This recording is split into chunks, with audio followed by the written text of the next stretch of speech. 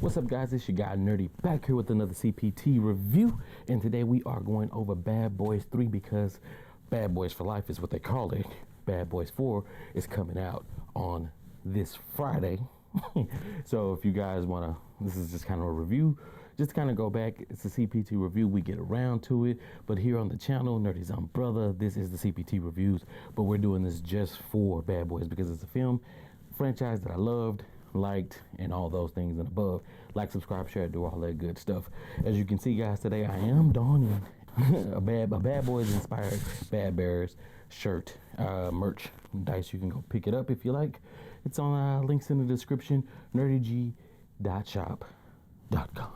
Okay, so let's move on. Let's just start. Let's get right into this review and let's talk about it. Okay, this movie, the third edition in this franchise, not directed by Michael Bay, and that is evident. You can tell that right off the back. You can tell it throughout the movie. You can tell that there's some issues. Of course, this is my least favorite.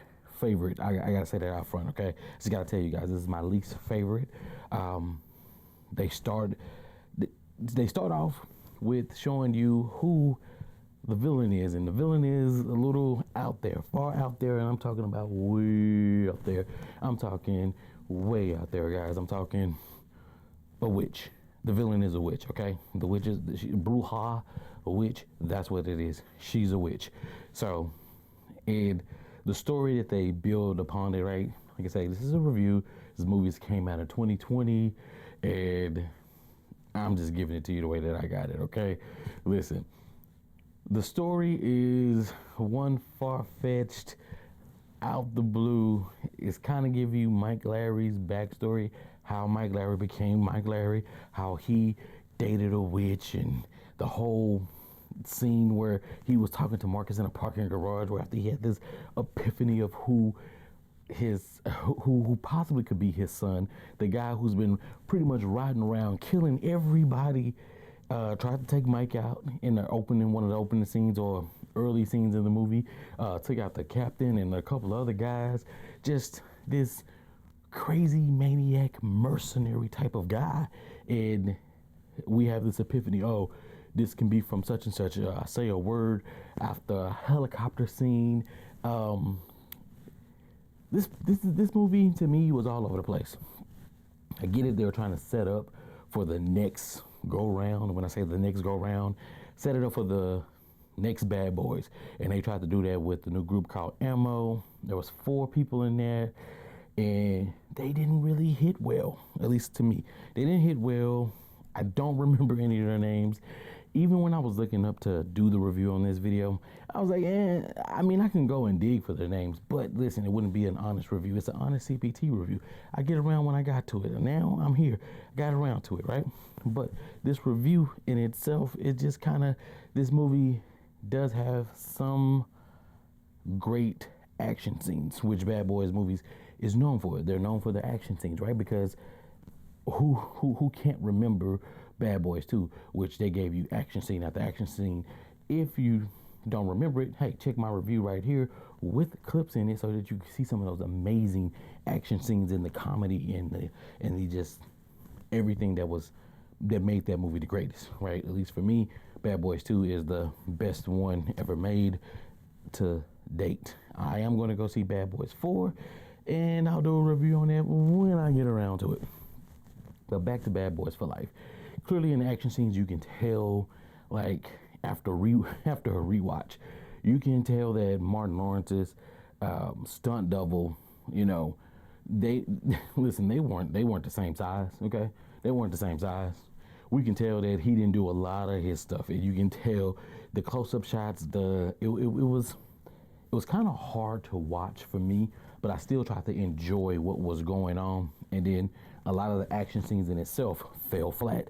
Don't understand how they fell flat, but they just fell flat. It's like, okay, you might have something that's cool, like the knot on one of the guys' head that used to play for Marcus's basketball team, had a big old fat knot, like a little on his head from getting shot with one of the rubber bullets after the club scene.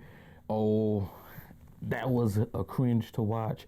And then all of a sudden, the whole gang is with them, and they're rolling and they're coming through, vroom, vroom, vroom, and then it seemed over the top, too much over the top with this movie, very much over the top, but underperformed, underdelivered. Okay, even the final scene with the big shootout, because we got, like I say, it's the big shootout.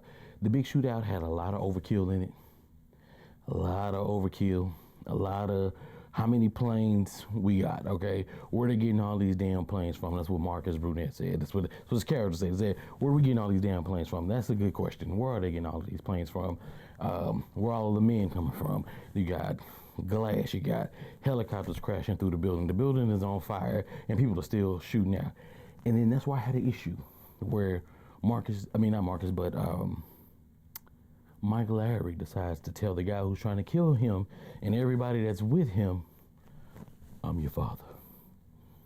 This is not in the middle of a shootout. This is not your Darth Vader, Luke, I am your father type of moment. And then you proceed to let your child beat you down. And then the mother comes and she ends up shooting him. And then all of a sudden, y'all have this weird connection to each other. It just fell flat for me. And it wasn't where it's supposed to be in the movie.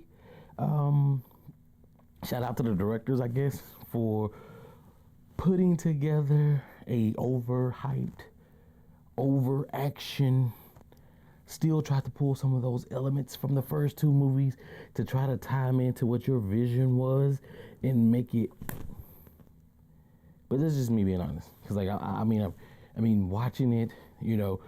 Hey, we doing a foot race, and then boom, Mike gets shot. Boop, boop, boop, boop. Oh. Like, what? Okay. All the cops. Nobody went and chased the guy that was on a motorcycle. But all these cops out there, and all they did is run the mic. The boys in the blues don't do that. They would have had helicopters in the air. They would have had police officers would have hopped in their cars, and they would have tried to chase down this guy. Instead, they just let him go. And they worried about Mike on the strip. It was at least 10 or 12 cops. They was there for a celebration. They was there, so it was multiple of them there. So I don't get it. I don't understand. I don't get it. I don't understand. But hey, that's what it was. That's how it started. That's how I got it. We went through this whole arc of Marcus retiring. Mike still want to be on the force. You can tell that they're older, but the director was like, no, we don't want to really age them out. We still kind of want to keep them kind of young. But Marcus, I'm thinking because of Martin and probably his limitations, which we can kind of see if you've seen some of the clips going around and kind of see some of the interviews that they're doing on the Bad Boys 4 movie that's coming out. We all know that something's wrong with Martin. Hey, get well. Blessings to you. Prayers up to you and your family. Just, hang in there, brother, whatever you need. Love to you and yours. But you can tell something was off, but it just didn't. And maybe that was probably why they kind of changed some of it. Like I say, Ammo, you can just push them to the side because don't nobody remember them. I don't remember them. I like the characters. Two of the four characters, I like two of them. Just because I've seen them in other things, but I can't remember what the names are in that. If I'm not mistaken, one of them was in the Vikings. And if I say one of them was in the Vikings, he looked like the guy that was in the Vikings. He might not been the guy in the Viking, but Bjorn, I don't know. Y'all tell me. I'll put it side by side. Y'all tell me. Anywho, but there's not much I really can say about this review for Bad Boys 3 because it wasn't really nothing to review. It was overhyped, underperformed. The story was the action was but that's what I got for you guys. That's it. I mean, I know this one was quick. The other two were longer than that. I have to be honest with you. It's hard for me to watch this one. If this one came on, I wouldn't watch it. All right. I went to go look. It said it was on Hulu. Couldn't find it on Hulu. Went to go look on Netflix. It wasn't on Netflix. I couldn't find this anywhere without having to pay for it. And this movie doesn't get my dollars, if you understand what I'm saying.